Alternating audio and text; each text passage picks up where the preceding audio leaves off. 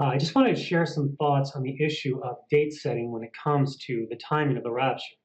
If you have studied the end times and the rapture on the internet, you may have likely encountered many Christians who have suggested certain dates or time frames when Christ might return to rapture the church. Often this results in such Christians getting called names such as date setters or false prophets. Many believers will often insist that no one can know the day or hour, and they conclude that it is somehow rebellious to try and figure out when the rapture is going to occur. I attempted to show in a prior teaching that the Bible never actually states we can't know the day or hour.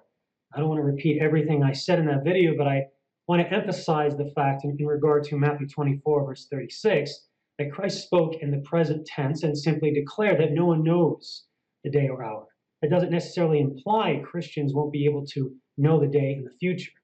Christ could simply have been drawing attention to the fact that the date of the rapture was a mystery and unknown back then, but that perhaps it might become known in the future.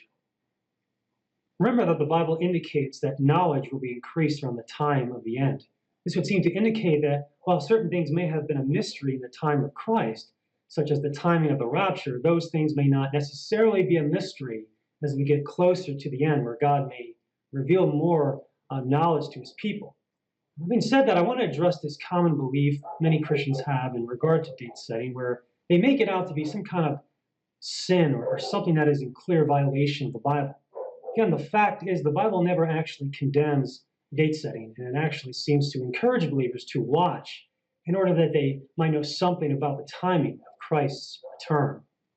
I find it helps to look at date setting like any of the other sciences one might give themselves to studying. Part of the scientific method is developing a theory based on limited data and then seeking to test the theory through making predictions and implementing tests and then recording observations to determine whether the theory is strengthened or weakened or proven or falsified.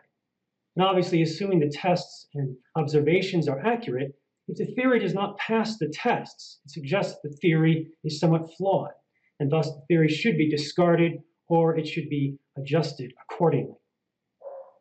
So it is with trying to figure out the date of the rapture.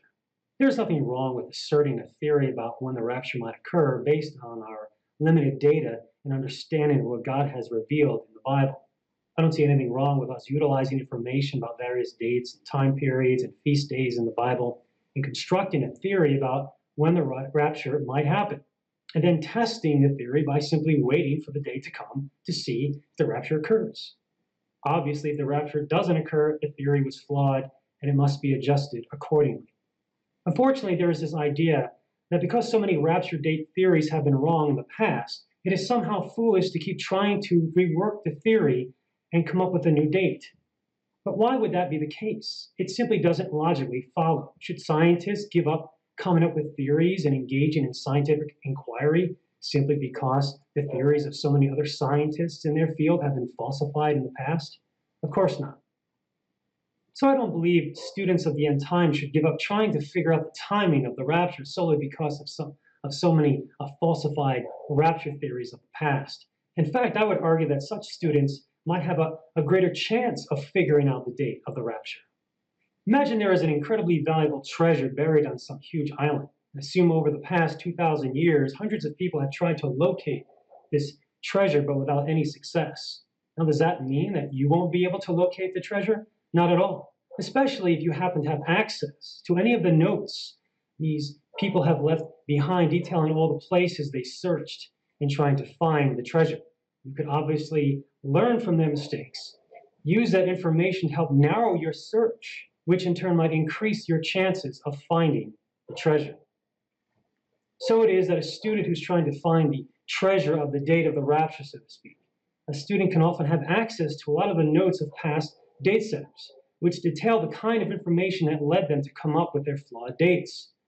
The student can then potentially use that information to sharpen their understanding of the end times and hopefully narrow their search and possibly increase the likelihood of discovering the precious treasure of the actual date or season in which Christ will return. Now, some might argue that false predictions about the rapture may lead believers to lose faith in God, but I have yet to hear of any cases of a professing believer who walked away from Christianity solely because the rapture didn't happen on a certain day that they thought it would happen. As a personal example, when I was a baby Christian over 20 years ago, I strongly believed the world would come to an end one year. And when it didn't happen, I just went on with my life. I was disappointed, but I didn't lose faith in God. The reason is because the true saving faith that I have originated with and is sustained by God and is not going to be destroyed as a result of me believing in some faulty prediction that some Bible teacher makes about when the end would come. The fact is, no true believer is ever going to renounce their faith and walk away from Christ because of any disappointment in life, whether it be a flawed belief about the timing of the rapture or any other trial they may experience.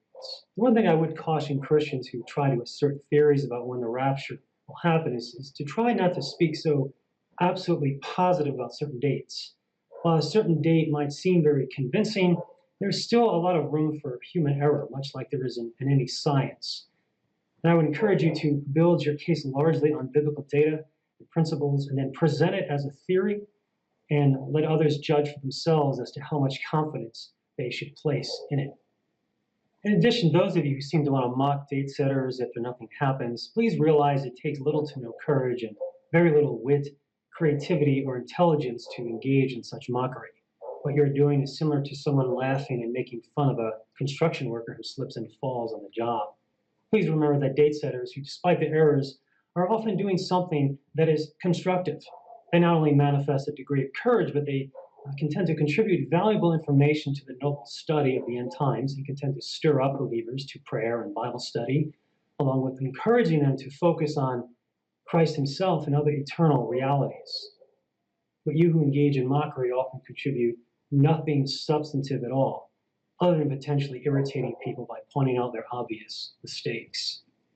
Lastly, and on a more positive note, in light of Hebrews 10:25, I encourage all of you to not neglect thinking of the great gathering of the saints that will one day occur, but to keep it at the forefront of your minds and encourage one another with this reality, and all the more as you see the day drawing near.